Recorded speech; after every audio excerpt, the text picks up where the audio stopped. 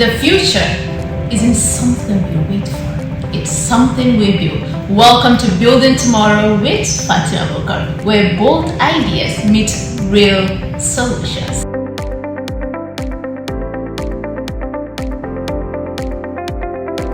From innovation to leadership, economics to sustainability, we bring together visionaries, change makers, and experts that drive the conversation that shape Nigeria's future.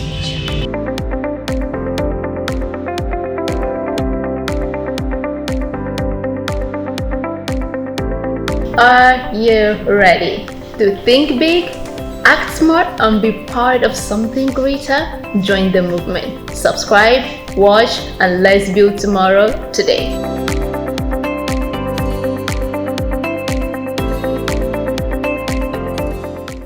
Hello and welcome to another inspiring episode on Building Tomorrow. I am Fatima Bukar. Building Tomorrow is a platform dedicated to sparking impactful conversations and exploring practical solutions to the challenges in our society. It's about equipping individuals with the knowledge, inspiring action, and driving meaningful change through insightful conversation, expert perspectives, and real-life solutions, one conversation at a time.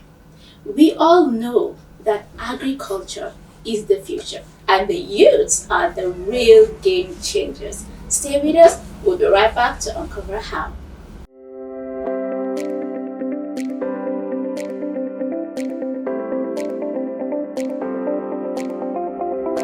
Welcome back to Building Tomorrow, a show where ideas meet action to inspire change and shape the future. Today we're diving into a crucial conversation.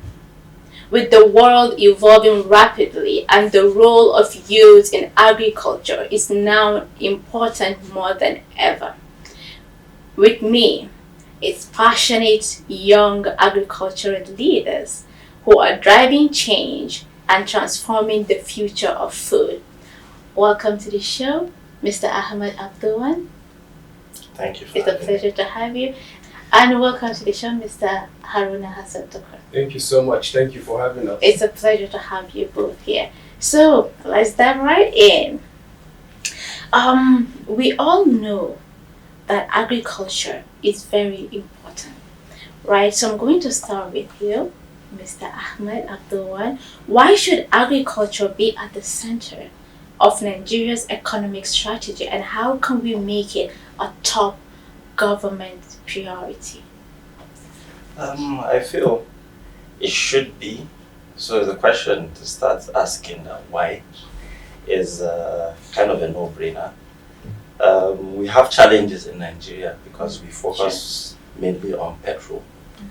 If we would put agriculture as our number one priority, as years before we used to in Nigeria, where granite was one of our biggest commodities in Nigeria. We used to export granite.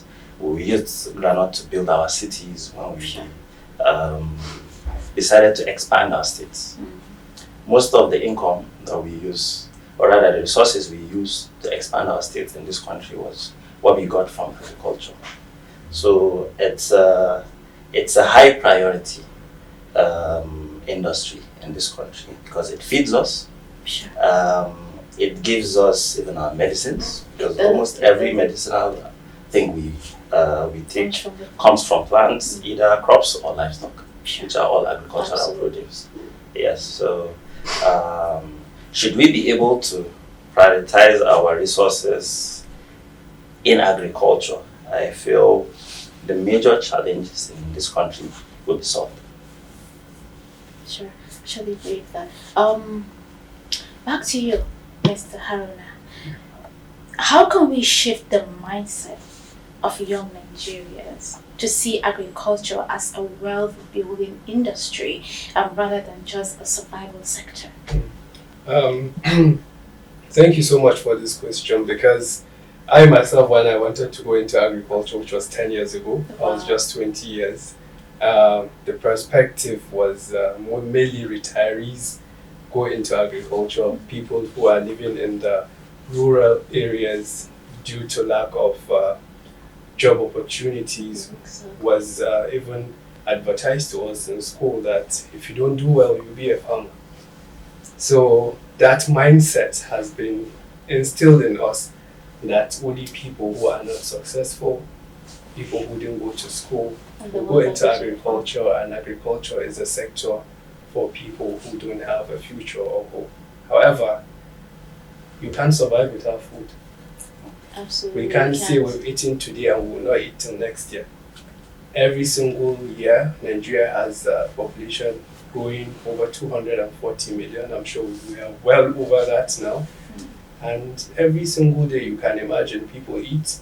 And what you've eaten that day, you need to eat a fresh one. That fresh one you're eating has to be planted. It has to be, people have to go back to the farm and do that. So even our population alone, when you look at it, you can see that there is a huge market. I was telling my nephew, he's studying in Egypt, and he was like, Uncle Haruna, how do you make so much money from agriculture, and what are the potentials in agriculture? I said to him, Sultan, if you are able to make only one produce, and you make 1 naira, and you're making 1 million of it in Nigeria, if your profit margin is just 1 naira, you're able to get 1 million naira a day. Wow. So that is how I was able to show a young youth to put it back in his brain. So even yesterday we're talking about, okay, he wants to go into poultry farming. I said, okay, even if you do your crates of eggs, before you get there, you can start off taking from poultry farms and sell the eggs, and then you get 500 naira profit. Each and every single day you're doing 100 crates. How much is that? I was like, wow, I didn't know that. I don't need anything to start. So this kind of mentorship, this kind of stories, like people who have gone into agriculture and made it, people like me have stayed for 10 years. Yes, at first, for almost 4 years, we didn't make money, but because of the passion, it needs people who are passionate. It's not every single young farm, not every single young Nigerian that you tell you must go back to the farm. You have to have passion for it. Because when you do, apart from the passion, you also want to make money. So when you see people that have been in the industry are doing well, it encourages youth to go into the space. Number 2, sorry, before you mention it, is the government, like you said.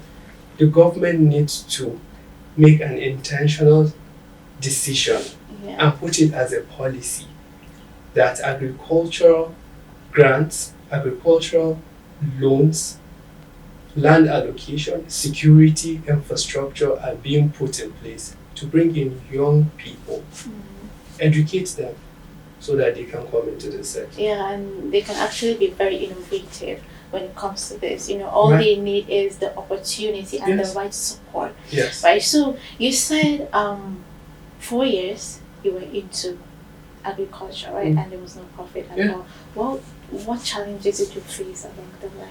Thank you. So when we came in, I was a novice. I just graduated basically from outside of the country. I came back. And my farm was basically like a school project that I've done. I wanted to implement while waiting for my NYSC.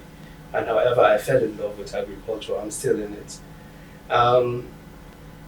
So you were asking, like, what are the challenges that we have faced? Like you said, I went back to Kebbi State, my hometown, Yawuri, and I said I wanted to go back into agriculture. The people that I was interfacing with were the old people in the rural areas who don't know much about agricultural knowledge, because the first time I remember when we did soybeans, they just said we should go to the market, go and buy soybeans and plant it.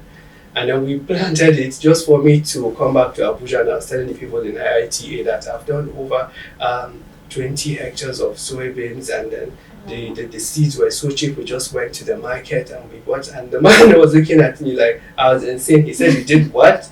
He said, "Do you have any idea what you did was that you planted grains, not seed?" So even the difference in that is that what you have in the market, that seed is not meant to be multiplied. It is already for consumption. Sure. What we are supposed to get are certified seeds that have already been produced to create yield. So what will happen is that if you have 1 hectare, you're supposed to get 50 bags with a certified seed. When you plant grain, you probably get like 10 bags at best. So those were the kind of mistakes that we were facing because of the lack of awareness. So I had to go back. I said that this thing, if we're going to go into commercial agriculture, I need to also go and learn. So I was learning on the job. That was why it cost us a lot of money. And that is why, like now, like my farm, Hafaz Integrated Farms Limited, we're able to mentor people. We're able to bring young people on board, young people, so that they don't make those kind of mistakes that we Sure. make. So us as early players, as young people, there are a lot of information that are being kept from us, from people. When you go to their farms, you say you want to. I remember visiting a couple of farms in Kano and rice mills. So they would just show you basically, this is our store, this is our machine, and then that is it. And I was looking for questions, technical aspects of like running the day-to-day business, but information was being kept from us. So those were the kind of things. But now we have understood the problem, and we want youths to come on board. We can't do it alone. There's no competition in food production. Exactly. We need as youths to come together and to actually see that there's a lack of collaboration. We need to collaborate, which is why we started IAP almost 5 years ago. And then we saw we were amazed by the number of people without even advertising what we were doing. People were just interested. They had agriculture, they had young people, and then they saw it was young people that had farms coming together. There was a lot of interest. Wow, you seeing all of this now, I'm actually interested. Yes. So back to you, Mr. Ahmad. What are some groundbreaking innovations young people are bringing to agriculture in Nigeria and Africa at large? In Nigeria, just like you mentioned, when you talk about agriculture, it's mostly the aged that are into agriculture. So the perception they have in agriculture when it comes to innovations is shifting from manual to mechanized farming. And we're having a discussion just with Mr. Haruna earlier. You mentioned the point that I liked. There's a difference between, mechanized farming and, because under mechanized farming there's manual. Okay. Because I was mentioning an example. I went to the farm and we were trying to plant pawpaw. So I called one of the people working on the site and we told him to dig 2 meters wide and 2 meters long. Okay. So when he did that, we asked him, why we told you to do this? And he looked lost. So we explained to him, it's to allow the roots, because when you cover the sandbag, it allows the roots to flow under without any stress. So it helps your plant basically germinate and grow better. So you see, that is an innovation. You don't have to have a computer or a tablet or a tech something to be a technological something in the agri space. So most people are looking for, like there's what they call Uber for trucks now. Yeah. So those are what most people look at as technology, but it's costly. It is. How many people have access to like a big truck? However, it depends, in my own perspective, it depends on which sector of the agri space you're working. If you are just like planting fruity trees, you don't need any machine. You can do it manually. Just find innovative ways to cut cost and cut, the time.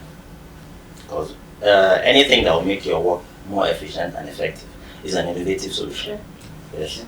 So if our people would be more aware of all these simple things, like in poultry, you would hear people saying the issue with poultry is feed. The feed is too expensive. There is alternative.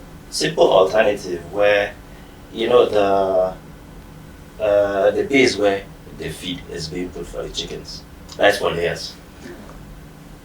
Every 1 hour, you can just put your hand from the beginning and just walk all the way to the end. It's basically you are spreading the feed for the chickens, and chickens gravitate to vibration. They don't know if it's a new food you give them or it's an old food. And when you go to most farms, you would find out those same feed, they feed them in the morning, either 6 a.m. or 7 a.m., dries up by 10, and they have to pack it out and throw it. That is waste. Wow. And just to even stay on the poultry farm, the innovations in that aspect that we even do currently is such that there is nothing that is a waste in a poultry farm. Okay. The chickens, if you have a dead chicken, like okay, because it's normal, there's nobody that has a poultry farm that hasn't experienced a chicken die. That dead chicken, if you don't have a fish pond, you can find a fish farmer and sell it to them. That is money for you, and for the fish farmer, that is cut of cost because the fish eats chicken, and so you can sell a dead chicken to a fish farmer. When you have broken eggs in your farm, you can sell it to if you live in the cities. If you live in the towns, in the states, you can sell it to those people that do Indomie, Meshai. They use those eggs. Sure. Yes, because they buy cheaper than the normal crate of egg you sell in town. The chicken waste, we use it for many things. We use it for fertilizer, we use it for biogas. There's a lot of things that you can recycle even the waste for, which is innovation. Yes, so I would want our people to just move away because where we are, we have to be realistic with ourselves. Where we are as a people, as a nation, we don't have a lot of finances and government instruments that would favor us as youths in terms of mechanized farming, where is a technology innovation. Because the only tech innovation things I feel we need is, testing of your soil. That is very important. Yes, and just like he said, knowing the difference between the seeds, the seed and the wheat. Yes, that is a very big difference because you would never know. Cooling systems is another big innovation that we have that we underutilize, and even transportation. You would see people carrying a crate of egg inside a saloon car. The balance, you are going to break some eggs on your way. And if you look at how many eggs you are taking, and if you do the cost of just carrying a normal, even if it's an estate, a wagon, flatten the back, put a cushion, and put your crates there. If you look at the cost of eggs they are wasting and the cost of fuel that car and renting the car, it might be the same. Sure. Or it might be more. Especially to do that instead of... Yes. So finding more effective and innovative effective and efficient ways in just carrying out our operations in the farm, whichever farm whatever part of the agri value chain you are. I feel those are the innovative solutions we should focus on until we get to where we can be using drones to fertilize our farms. Because if you go to like European countries, even corn farms, there's no space for a human being to walk through. Okay. In Nigeria, every farm has a meter for somebody to walk in to harvest, to check the quality of your leaves and everything. And that's how thieves enter your farm and steal. I was visiting a farm in Frankfurt. The entire farmland, there was no way. You could only see it from the side, from the four walls of the farm or from above. The farmer doesn't know what happens in the middle of his farm on the ground because he has tested it. His soil is good. His manure, the fertilizer he puts, he knows they are good. The seed he plants, he knows is good. And he trusts the process and carries on. So for us, we believe, and there's something with plants, even animals, interaction with humans sometimes affect their growth. So yes, to reduce that interaction helps. When you see chickens, if you have a poultry farm, when you see they have diseases, sometimes a human being came in to give them. When you have a greenhouse, when you see diseases, usually a human being came in and brought it in. So all those things too. If finding a way, if there is a hole in your farm, try to cover it. That is an innovative solution to cut costs. Wow, those are really powerful insights. We're going on a break, and when we come back shortly, we'll discuss more on innovation. Stay tuned.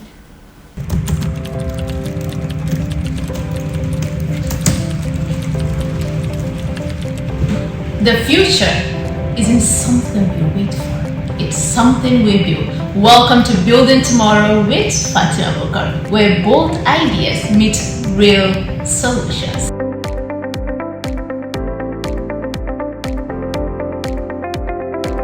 From innovation to leadership, economics to sustainability, we bring together visionaries, change makers, and experts that drive the conversation that shape Nigeria's future.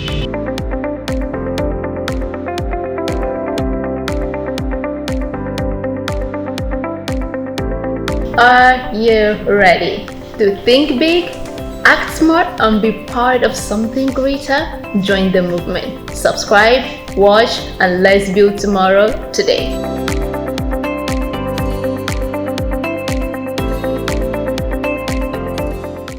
Welcome back to Building Tomorrow, a show where ideas meet action to inspire change and shape the future.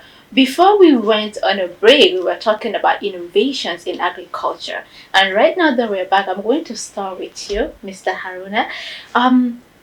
How can precision farming, smart agriculture, and AI-driven solutions transform Nigerian agriculture? All right. Thank you very much, because this is a very, very good question. Reason being, okay, when you look at countries where AI is being used in agriculture, you look at it, they have very good infrastructure being put in place. Just last month, I went on a trip to Morocco and I normally do, wherever I go in the world, I want to see how agriculture is being done. I visited the farms. The farms are being provided with irrigation channels from the government. Farmers pay for it all year round farming. They have satellites in the farm which gives them access to internet. You have very good road networks, enabling environments where AI can be easily implemented. But let's come back home. You go to your farm, your family will be reaching you, they can't get you. The service networks are not there. What do you need for AI? AI needs internet. Are we ready for AI? What I feel like we should, as much as we want to get there, and we can, for the big time farmers, for myself, I can put up Starlink in my 450 hectares in Kebbi State, and we can put the IoTs, we can use the drones to do the monitoring for our big farms. But you have to be realistic that more than 90% of farmers in Nigeria are smallholder farmers. What we should focus on is trying to educate and sensitize those farmers to really understand small issues that can lead to big problems if they are not actually being addressed. So for instance, let's look at seed. I keep on saying seed because I have personal experience with this. People will tell you that they have seeds that they have been using for generations. It's been passed down from their dad, who is the Sarkin Noma of the community. And before you know it, they will say that this seed is what they've been using. It might be that those times, the seeds that they used, they yielded. The next year they go back, it diminishes. The next year they go back, it diminishes. So what we should be focused on, these smallholder farmers, let us educate them on number one, climate change. A lot of farmers go into farms without even getting the report from NIMET when are the rains coming. It rained here, I think last week in Abuja. Yes. If you are just a normal smallholder farmer, you start clearing your farm, not knowing that you take another 2-3 weeks before it rains again. But access to information in different languages, dialects, Hausa, Igbo, Yoruba, and then bring it down also into the states with various other dialects. These are the times that we are expecting people that are going to farm rice to start farming. Those kind of awareness, because of the climate change that is happening. You cough like all those kind of drought issues and the rest. Issues around seeds. Please, when we give you seeds, it's not for you to go and sell it or to keep it. This is the reason why. Set up demonstration farms that they can see. Sure. That let us use your own seed. Yeah, let us use our own seed here. You will be here with us and you see it. We demonstrate, and then once, as a farmer, if you see something is good for you, you want to also key into it. So most of these people, as farmers, we want is practical. Put it on the ground and let's see what comes out. So before we get into AI, I'm not saying that we shouldn't get into AI, but let us focus on the majority of farmers in this country. Because even you as a youth now, you say you want to go put on all this AI, put on all these things. When are you going to regain back your money? Even if you have the AI, you have all of this, you use the wrong seeds, you don't have enough plant population on your farm, you don't put the right fertilizer at the right time, you don't test your soil to even see what are the nutrients that are lacking from the farm itself, from the soil itself.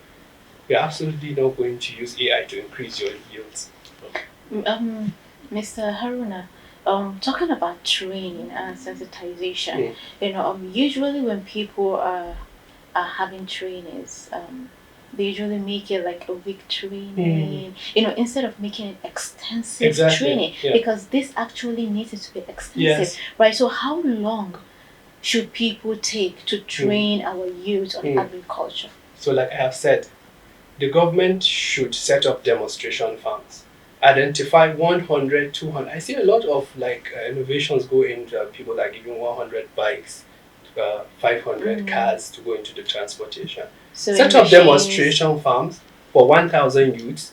Bring them to the farm. Every single day you take attendance. Who is there? What are we doing? There is a curriculum from land preparation to seed selection to knowing the weather when you are going to go to the farm, how to harvest, how to apply. Every single day for that farming cycle. That is rainy season. You come back again during the dry season, you do the same. Then the next year we still handhold yourself. Okay, we've done 1 hectare now. Everybody is going to multiply it. The government will allocate the lands and they give all the inputs to these youths.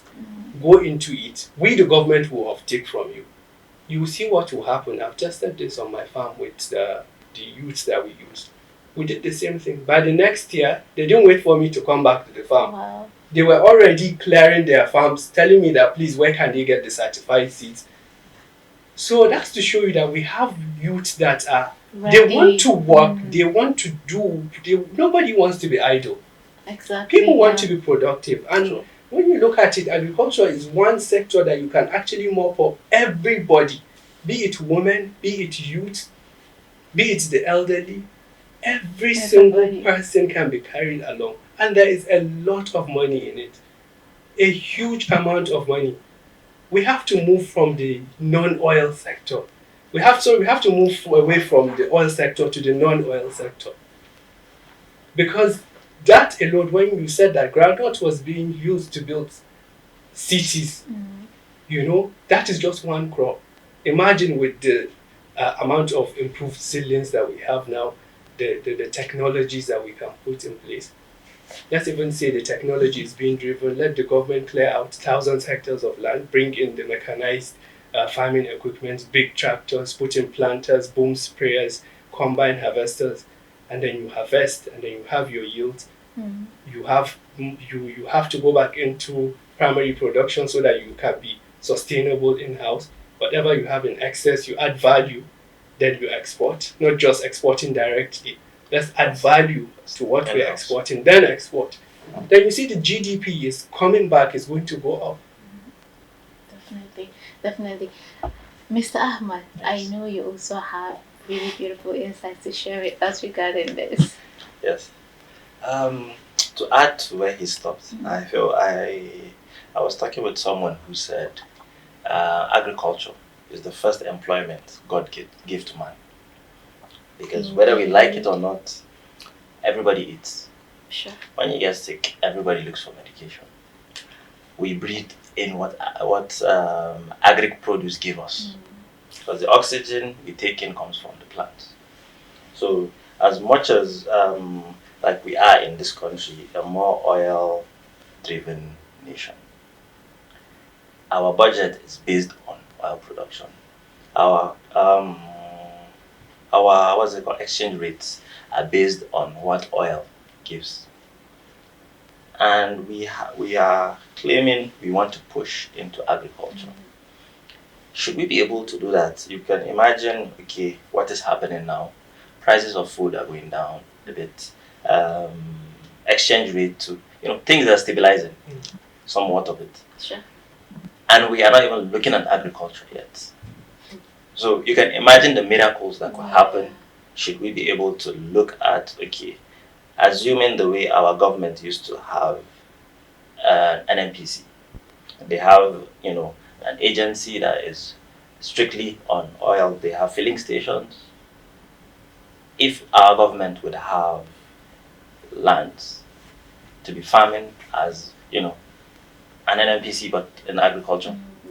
So they can enter each and every sector. And with that, it would definitely reduce, the fact that we have to import food into our country. We have to look outward for what we eat.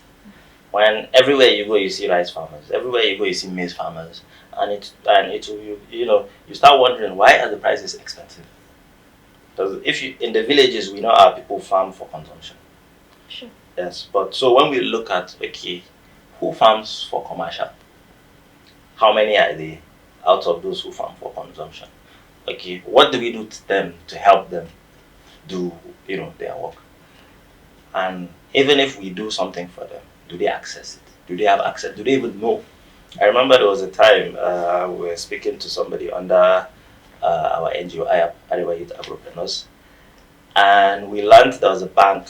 I don't advertise for them. There's a bank that were given, I think, 10 billion naira for farming, for agriculture. And we have a plethora of farmers all over in all the agri value chain. And nobody knew about that. 10 billion naira is a lot of resources a huge amount of that could help anybody in any sector. So imagine this money was given out and there was no awareness. Nobody knew about it. We were lucky to, in part of our engagements, we met someone who gave us this information that we had to trickle down to our members, and they had to go, and then we started following up. So it's not just enough for us to say we have put out so instrument to help boost agriculture. We have to follow through to ensure it reaches the last man. And he doesn't just, like our people like to do, you give them seeds or fertilizer and they go and sell it. We are used to what we are used to. So that awareness too is another part of, and as an organization, there's only as much we can do. Because there are places that we've been as an organization to create awareness that people chased us thinking we were from the government, collecting Uncle Bora's money. Yeah. So there's as much as we can do if we put in our resources, but a lot of this awareness to reach the end user, the government have to step in. And for organizations like us, because he's part of another organization outside IAP, that do almost what we do, but on a larger scale. There are many that the government can engage. Okay, we have members, we have state chapters, we have these people that you can engage us and tell, okay, this is what you want, and we tell you the problems we have encountered, and how can you give us backing for us to go. We are willing, we are ever able to go and reach, because it's our passion. We've been in this for a long time. And we want to see more people succeed, more youth people succeed. But it's difficult when the people you're trying to help, they need the help, they want the help, but they don't know you are the help. So how do we get them to even understand, I am here for you? Because when they see people, because we use our resources, it's not like, okay, we're going to get a bus with our organization's name on it and go, no. We try to save costs because we are a non-profit organization. So he can pitch in his car, I can pitch in my car, and we get our people, and we fund ourselves and we go. So when you go to these places, when they see youth people, and sometimes we get security, especially when banditry was almost everywhere. As soon as they see somebody with gun, a policeman, is government. I actually wanted to ask a question on that. Yes. You know, we're facing a lot of insecurity in the north, Yes. right? And talking about farming, going back to the farm, right? Go and get a land and start farming. I have engaged with some people in the north, local governments, Yes. and their cries are, when we go back to the farm, sometimes we get chased out. True. Right.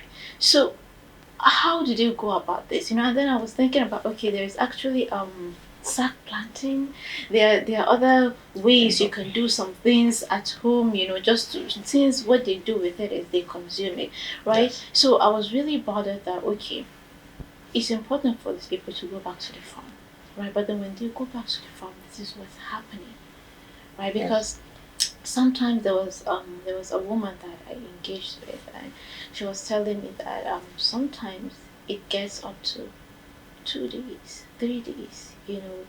If our soldiers go Yes. there and they don't come back, they have to stay at home without going to the farm, without having anything to eat. It is very bad.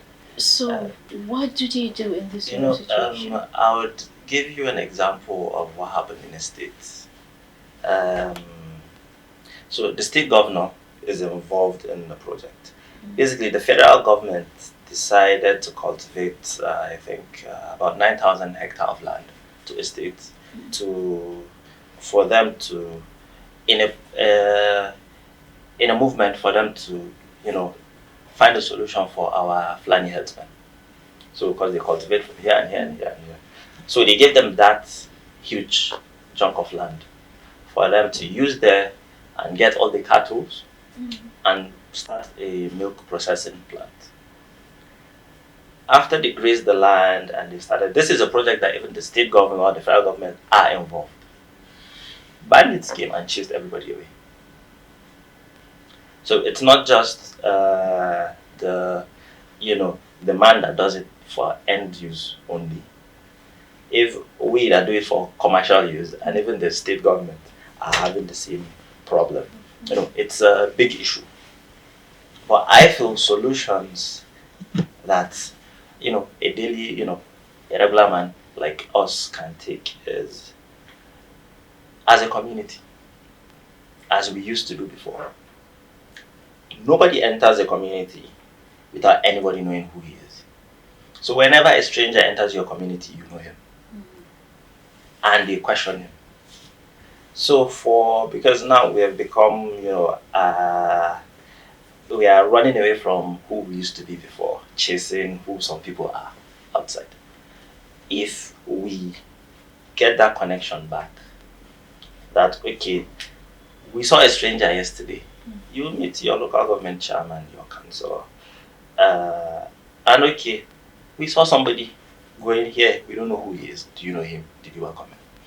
I remember before, anytime we go to our village, the first place my dad goes with us before we go home is we go to say hello to the king and let him know we came home before you go to your house. Right. Yeah. So, but now it's you see a stranger and you keep quiet.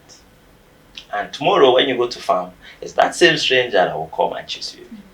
So like that is another thing that we in our own capacity can do. And other things is, yes, your farm is here. And assuming it's a group of them that you can't chase away, you can go the opposite direction. You don't have to own a land to start a farm. You can rent a land. It is another solution. You can partner with other people who used to have those lands who can't farm them. Gather up, put your monies together, your heads together, get a land, and maybe if you're used to farming rice there, don't assume this soil is going to do rice for you. Think of a more cost-effective farming that you can do that can give you more money. That you can go and buy the same rice that you used to use for yourself to consume. When you farm this, you take it to the market and sell. You buy the rice you normally used to buy, and you consume in your house. Like, we don't have to continue using, okay, because I'm used to doing A, and I have to do A. I have to stick to A. No, yes. If A doesn't work for you, life is always, ups and downs. If A doesn't work for you, find a B solution. And you don't have to do what you do in A in B. So it might take you to do C in B, but always try to find a way to help yourself before somebody helps you. Because if the government are finding trouble, both state and federal, in one location with bandits, and this is just animal grazing land, basically, it's not even a crop, so there's basically nothing there for them to, assuming, okay, they came to steal, nothing there. It's just a plain bare land, but they do not want anybody to use that land. So I feel, finding that other alternative, it's the best way for us to start. So please, I want to add to what you have said. Who are the bandits? These are people these are population that we have ignored. If to say that the reason why we are seeing a lot of this happening in the northern part of Nigeria, and even when you listen to the videos of the bandits, what are their cries? They've been left out of what governments that is giving out. They don't have schools. Their animals don't have access to veterinary. I mean, if you bring this population of youths, because now they are growing, every single day we have people that are giving birth, we have children be giving birth into, and then we don't have a way to use them in a productive way. It's highly, highly dangerous for us as a community, as a country.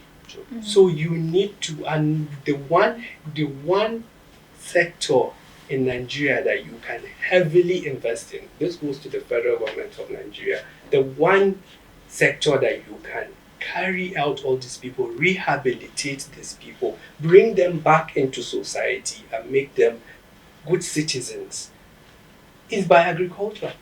1000%. Bring them in. Put in the infrastructure. Let us be serious. Set up policies. Set up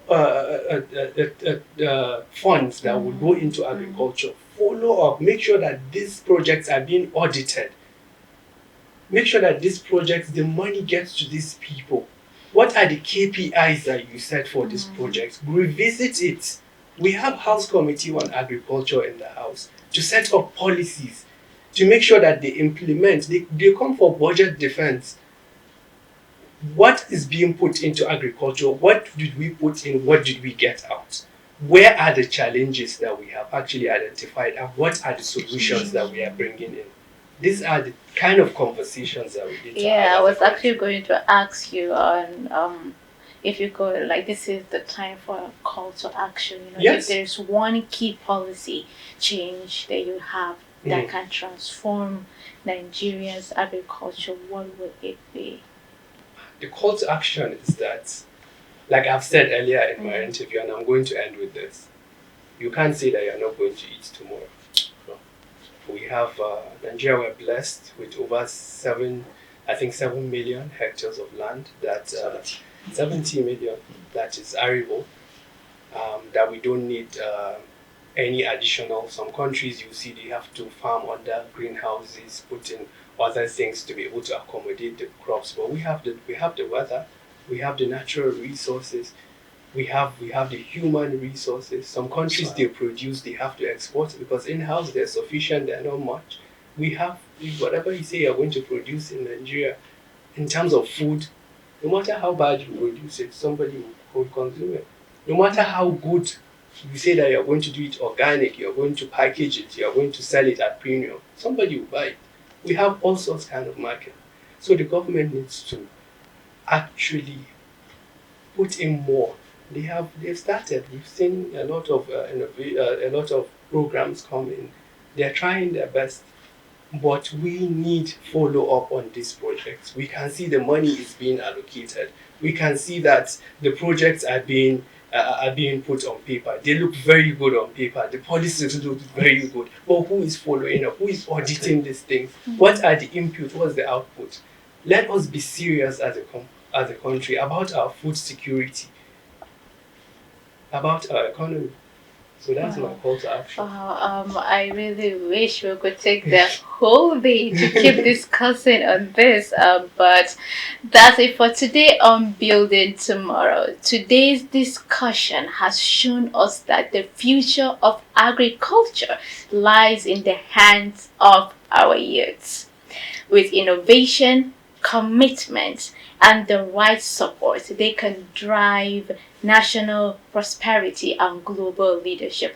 A heartfelt thank you to Mr. Ahmad and Mr. Haruna for your beautiful insights, and to our incredible audience for joining us. Until next time, see you on Building Tomorrow. Yeah.